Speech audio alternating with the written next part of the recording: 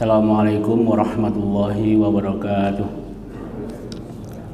Alhamdulillah wassalatu wassalamu ala Rasulillah wa ala alihi wa ashabihi wa mawalah. Asyhadu an la ilaha illallah wahdahu la syarikalah wa asyhadu anna Muhammadan abduhu wa rasuluh. Jamaah salat subuh yang dirahmati Allah.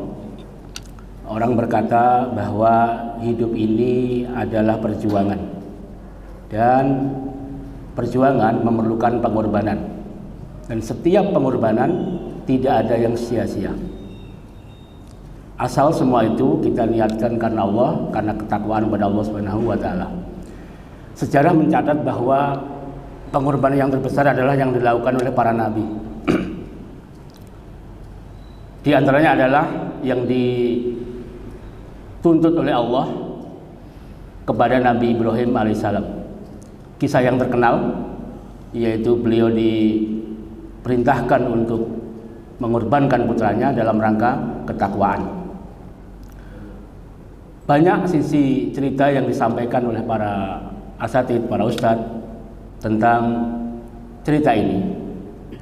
Sedikit yang kami sampaikan bahwa di antara latar belakang kenapa Nabi Ibrahim disuruh untuk mengorbankan putranya Ismail, tentu karena untuk menguji ketakwaannya. Tetapi di sisi lain ada cerita lain bahwa diawali dari ucapan Nabi Ibrahim sendiri, yang mana sebelum beliau mempunyai putra, sebelum beliau mempunyai anak, beliau adalah orang yang kaya raya dan dermawan, sehingga para ahli sejarah menghitung kekayaan beliau itu adalah 1000 domba, 300 sapi, dan 100 onta. Sehingga setiap orang yang bertamu kepada rumahnya itu selalu dihidangkan makanan sembelihan yang beliau punyai. Bahkan para malaikat pun yang menyamar sebagai manusia disembelihkan 1 ekor sapi. Tentu tapi malaikat tidak makan, sehingga tidak dimakan pada saat itu, tapi itu cerita lain. Kemudian di saat kedermawanannya terkenal, maka banyak orang yang memujinya. Luar biasa engkau Ibrahim, dengan kekayaan seperti ini engkau begitu mudah bersedekah, engkau begitu dermawan. Kemudian timbul sifat manusianya. Ya, walaupun seorang nabi, tentu beliau manusia secara fisik punya sifat sedih kalau dihina, senang kalau dipuji. Kemudian apa? Perkataannya setelah dipuji itu, jangankan hanya mengorbankan binatang ternakku untuk Allah, anak pun kalau saya punya akan saya korbankan. Ini tentu suatu hal yang lumrah, yang biasa manusia. Sebelum mempunyai apa-apa, tentu dia akan melakukan begini dan begitu. Sebelum punya ini, punya itu, dia ingin berbuat seperti ini, seperti itu. Setelah waktu lama, berlalu waktu yang lama, sudah lupa tentu perkataan ini, ternyata itu dijadikan oleh Allah sebagai nazar untuk ditebus lewat wahyu mimpi 3 kali. Seakan-akan Allah berkata, wahai Ibrahim, tebuslah nazarmu, engkau dulu berkata seperti ini, setelah engkau mempunyai anak akan kami coba, maukah kau mengorbankan anakmu? Padahal anak yang diidam-idamkan selama, ya dalam ahli sejarah dikatakan 40 tahun, 36 tahun Pak Nabi Ibrahim ini menunggu kelahiran seorang putra. Dan di saat beliau itu di puncak umurnya yang sudah tua, sekitar 86 tahun. Tentu ini penantian yang panjang. Anak yang dinantikan setelah ada lahir di dunia menjadi anak yang qurratu ayun, dilihat menyejukkan mata, tapi Allah disitulah menuntut untuk mengorbankannya, walaupun nanti diganti dengan seekor kibas atau seekor domba. Kemudian ini dalam rangka untuk menguji ketakwaan Nabi Ibrahim, dan akhirnya beliau laksanakan juga. Ini bisa dilihat dari kisah ini di surat As-Saffat ayat 101 sampai 111, dikisahkan tentang kisah penyembelihan ataupun dialog antara bapak dan anak dalam rangka menjalani perintah Allah yang dihadirkan lewat mimpi. Ini juga menjadi dalil bahwa mimpinya seorang nabi itu suatu kenyataan. Mimpinya seorang nabi boleh itu bisa dijadikan dalil hukum. Tapi yang nabi ataupun mimpinya orang-orang yang soleh.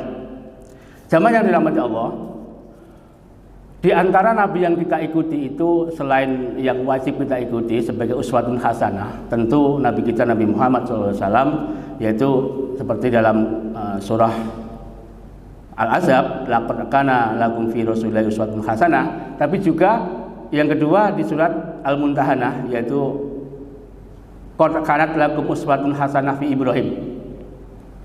Kita ikuti selain Nabi Muhammad adalah sebagai contoh uswatun adalah Nabi Ibrahim alaihissalam. Di antaranya adalah syariat berkorban. Disimbolkan dengan mengkorbankan binatang kalau sekarang, karena di situ nanti setelah Nabi Ismail mau disembelih ternyata diganti dengan seekor domba, dan itu menjadi syariat sampai sekarang karena sejarah pengorbanan itu ternyata dari Nabi Adam di saat anaknya mengkorbankan kepada Allah, yaitu yang satu tanaman dan yang satu binatang. Tapi ternyata di setiap keyakinan itu selalu ada sesuatu yang dikorbankan, dituntut untuk dikorban. Lepas itu dari sebuah penyimpangan, akan tapi selalu di setiap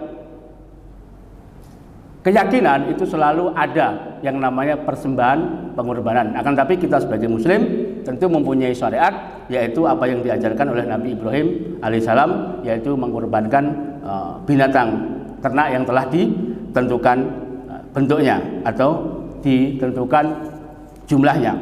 Jamaah yang dirahmati Allah Subhanahu wa taala, apa pelajaran dari kisah ini? Tentu kisah ini terkenal, tidak perlu diuraikan panjang lebar, akan tapi bagaimana kita memaknai pengorbanan ini, bahwa kita pada kehidupan ini selalu mendapati peristiwa seperti ini, karena sejarah itu selalu berulang.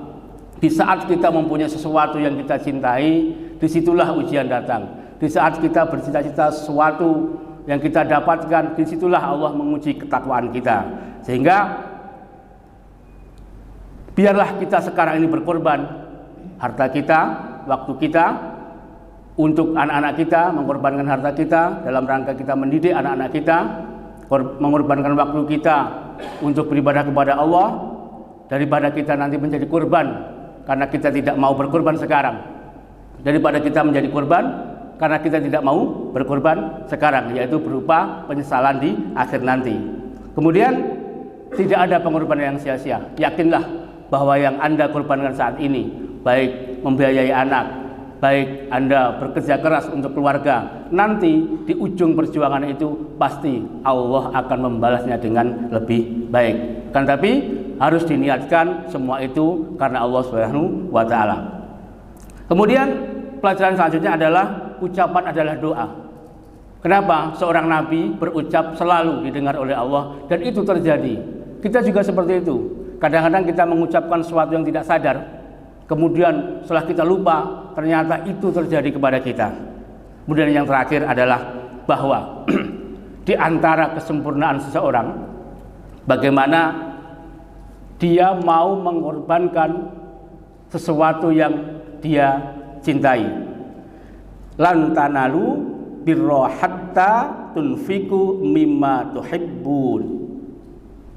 Yaitu tidaklah engkau dikatakan baik, kamu tidak akan memperoleh kebaikan sebelum kamu menginfakkan sebagian harta atau sesuatu yang engkau cintai. Harta kita cintai, keluarga kita cintai, waktu kita senangi, tapi Allah menuntut haknya untuk kita mengkorbankan kepadanya. Ya, jadi infak itu hanya sebagian yang diminta, tidak semuanya. Waktu hanya sebagian yang diminta Allah untuk kita persembahkan kepada Allah berupa ibadah yang seperti yang kita lakukan seperti ini. Tidak semuanya untuk ibadah, pun tidak harta semuanya kita dituntut untuk Allah Subhanahu, hanya sebagian. Sehingga sekali lagi pelajaran adalah tidak ada pengorbanan kita yang sia-sia. Kalau tidak nanti juga kepada nanti anak-anak kita, cucu-cucu kita yang merasakan pengorbanan kita. Jamaah yang dirahmati Allah Subhanahu wa taala, maka dari itu yang terakhir adalah niatkan semua itu pengorbanan kita hanya kepada Allah Subhanahu wa taala dalam rangka kita menjalani ketakwaan kepada Allah Subhanahu wa taala, sehingga kita berharap menjadi insan yang selalu tunduk, patuh di dalam kita dituntut oleh Allah, tuntut pengorbanan kita baik waktu, tenaga maupun harta. Jamaah yang dirahmati Allah, demikianlah yang bisa kami sampaikan. Mohon maaf atas segala kurang dalam penyampaian. Assalamualaikum warahmatullahi wabarakatuh.